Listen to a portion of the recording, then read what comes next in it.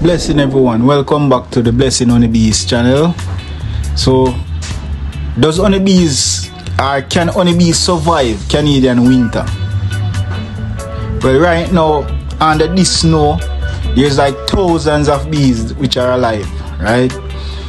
So winter beekeeping is either your biggest blessing or can be your biggest loss based on the harshness of the weather. So today I'll be sharing just the honest truth about overwintering honeybees, the pros, the cons, and what most beginners get wrong when doing beekeeping. So what bees actually do in winter time? What they really do? What happened to the bees during the winter time? Well, first, the bees do not hibernate like some people think, like a bear they would hibernate.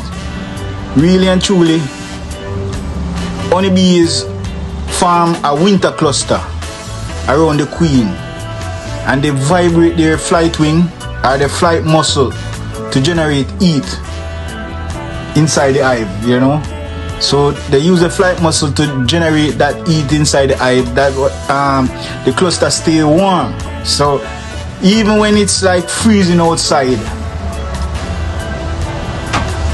the cluster still keep warm because they're still generating heat. That's why winter bees live longer, but we'll get into that. Anyway, winter survival really depends on three things.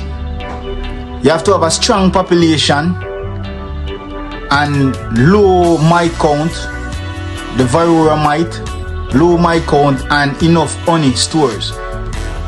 So basically you have to have enough bees to bring you through the winter. That means if the population dwindles down, like a few of them get frozen and die, at least you still have enough bees to keep the cluster or to keep the temperature regulated. And then with the Varroa mite level, once it's low, then you have more survival rate and enough food or enough honey stores, right? That's another thing. So those three things depends on the winter survival for bees. Miss one of those things and winter expose it. If you miss any one of those three things, winter is gonna expose it, right? So Varroa mite advantage. One of the major benefit of winter beekeeping is the broodless period. Like the queen doesn't lay that much during the winter time. So when there's no brood, Varroa might have nowhere to hide, right? So winter is the best time for certain type of treatment. Like the oxalic acid treatment is the best time to do it during the winter time. A healthy winter bees means strong spring colonies. Basically, once you have healthy bees going into the winter, your survival rate is much higher for the spring. So stronger colonies come in spring, yes, but colonies that survive winter are usually stronger. And basically, from they can survive the winter, then you know that's a strong genetic kind of bees, right? Those bees would be really perfect for you to expand your apiary or to build on, because those bees are already used to the winter, so that's good.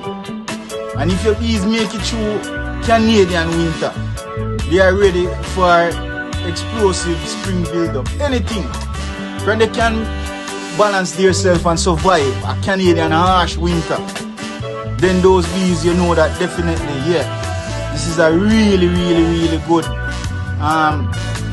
gene. So that's one of the things, right? And winter beekeeping also means less disturbance.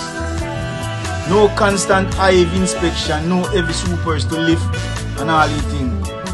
Basically, during the winter time, this is the planning season. You review your hive notes, you repair your equipment, you prepare for the new season that's coming. So you have to just keep checking, do your inspection, and prepare yourself. Make sure you have all the equipment ready for the coming season, right? So some of the things we can think about, like the cons of winter beekeeping, is starvation risk. And the biggest killer, the biggest winter killer is starvation, not the cold. Bees can freeze inches away from honey if they can't move the cluster. So if the honey is like between two frames, like for instance they finish this frame and the next frame is blank, they can't move over in time to go to the other frame where the honey is. They will die, you know. So late winter, especially February, is the most danger zone for beekeepers or for honeybees. That's when brood rearing increase and food consumption double, because you're preparing for the spring. So those are the time that they eat the most food, you know. So winter starvation is one of the things that destroy honeybees, you know. And another thing is the moisture, because the cold doesn't really kill the bees. It's the moisture that kills the bees. As bees create heat, right? As they produce this heat, condensation happen, and you know that builds up inside the hive. So inside the hive become hot, and then water forms. So if that water drip onto the cluster, the colony can collapse, because just imagine cold water drop on those guys, and they're so small, right?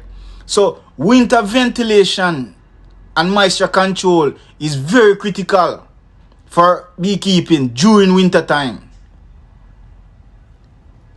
Extreme cold and wind, that's another factor. But small colony, like the small hives, the colonies, if they're very small, those are the ones that's going to be struggling in extreme cold, because they won't have enough bees to keep the cluster warm or to produce enough heat for the bees, right? So when wind exposure increase, you lose heat or heat loss, you know. A lot of wind, it blow away the heat. So the main thing is proper fall preparation, and that determines winter survival. What I personally do, I don't open hives unless it's really necessary, you know. And I really don't use like sugar bricks and pollen patties, because the bees already provide enough things that they need for the winter, like their honey and their own pollen that they store. So what I do, I don't only take away a little honey and then leave them with enough to bring them through the winter, right? I check my hives, like check the weight of the hive from do a hive test, just tilt the hive. So we call it like a tilt test, right? You tilt the hive from the back, lift the hive just to feel the weight of it, and the weight can tell you if it feels light, you know that definitely something is going on. They're running out of food, and if it's really heavy, then you know that yeah, definitely they have enough food. And that's just one way, you know.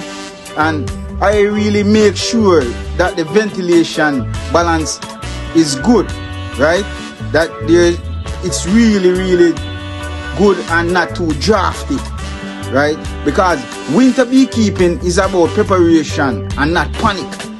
You have to be on point when you're dealing with the honeybees. So beekeeping, you have to be really on point when you're dealing with these things. In preparation. And winter really doesn't kill the honeybees. Unprepared beekeeping does. So that's one thing. And spring honey is made in the winter. Remember that. So any honey that you're getting in the spring is really what's made in the winter.